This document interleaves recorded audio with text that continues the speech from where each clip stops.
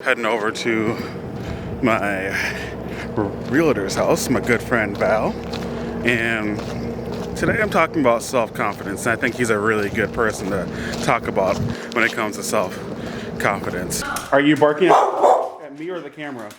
Huh? How did I miss you? I was just outside. Oh, were you? I was sitting on your front. Oh, I was outside. How's it going?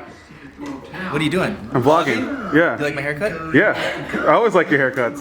Keep your eyes on the road. But I do have a question for you. What's your question? How did you develop your self-confidence? Or were you just born with it?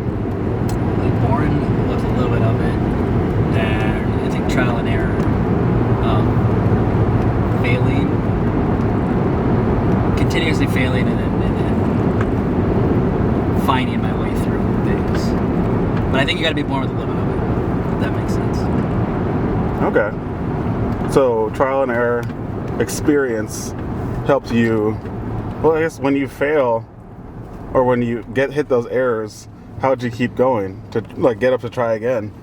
I think that's where you gotta be born with a little bit of confidence, and you got some people that will fail and not get back up and try again. And I think for me, I started my business at 20 years old and nobody really believed in me. And it's just something, I wanted to prove people wrong, and I think, again, you have to have a little bit of that in you. And continuously trying. So just as important as it is to not necessarily care what others think, it's also important not to compare yourself to others. Especially if you're comparing yourself to the perfect version of themselves. For all you know, I didn't do this in one take. It took me 10 takes, and I didn't know what I was going to say the first time, second time, third time, fourth time, but the 10th time I got it.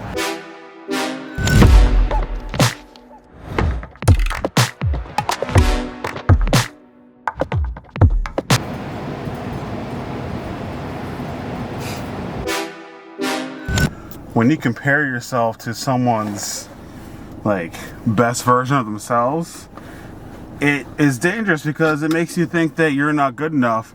But when you have the confidence that you get through practice, you know you're good enough. You don't need an outside force to tell you how good you are.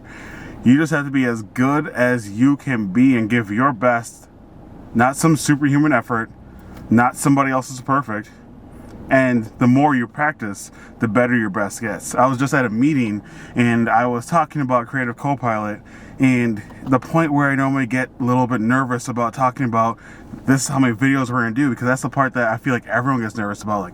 How do they go from making 1 to 2 videos a year to making 52 videos? When I got to that point, it was just smooth because I've had the practice to just keep on talking. I've been talking my ass off about it. So I've had the practice, so now it's just a lot smoother now. And that nervousness wasn't there, that insecurity from the customer or potential customer wasn't there. I was just able to go through it. There's really nothing like coming home to some good food. Thanks, dear. You're welcome.